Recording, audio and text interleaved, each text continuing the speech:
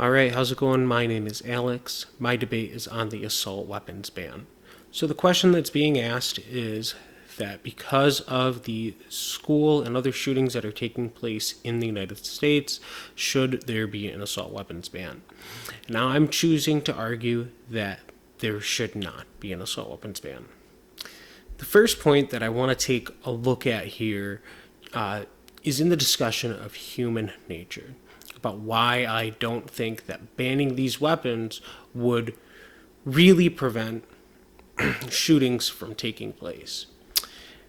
So I want to talk about Thomas Hobbes a little bit here in his idea of human nature. And so Thomas Hobbes states that humans are naturally self-interested and power-seeking.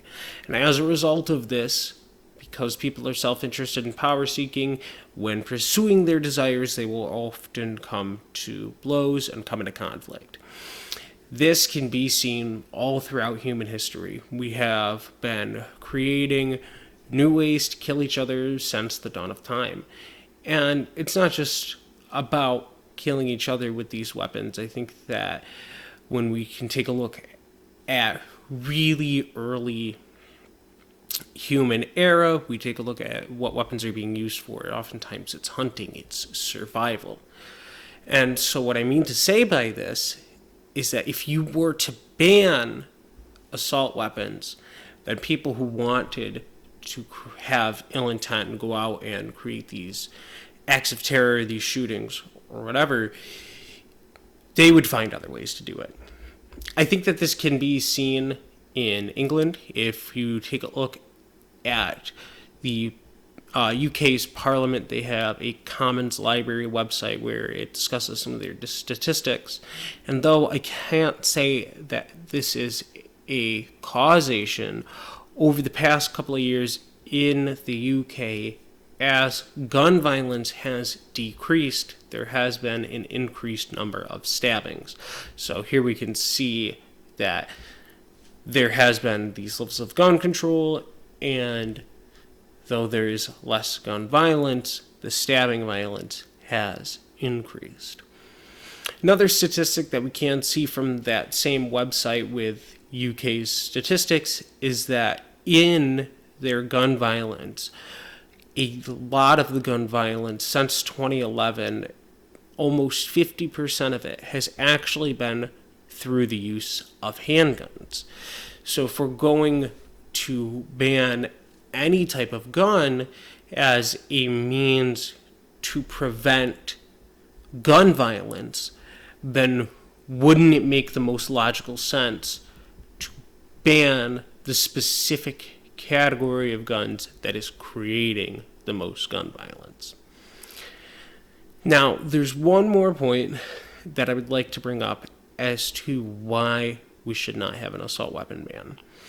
And this point takes a look at the idea of balancing. This is something that we have been talking about in this class for a while now, where smaller powers ally themselves with larger powers as a means of defense. And another thing that we're seeing in national security currently is the idea of human security, where we live in a world where you are more likely to be killed by your government than that of another government. So if we apply the idea of balancing to the idea of human security, then we would want our citizenry to be able to match its government in terms of power, whether that be firepower or, in this case, having the access to assault weapons. You need to have this act of power to prevent yourself from harm. Balancing acts have been around since Cuba doing it during the Cold War and the Cuban Missile Crisis, or even more recently to Estonia aligning themselves with NATO to prevent Russia encroaching on their territory. Having an assault weapon ban would throw off the balance of power between the United States and its citizens. This could potentially do more harm for liberty than good. So, if we're going to really truly solve and tackle the problem here, then, and it's not through the use of assault weapons, then how are we going to do it? And in this sense, I really am a big advocate for mental health and having more open channels for people to discuss their problems, just have these outlets, because that's really what's happening. It's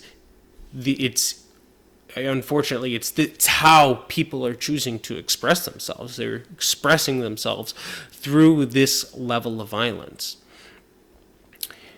And I think that when we talk about mental health, we are putting the agency of the act of an act of terror, like a mass shooting, we are putting the agency on the person and not the weapon.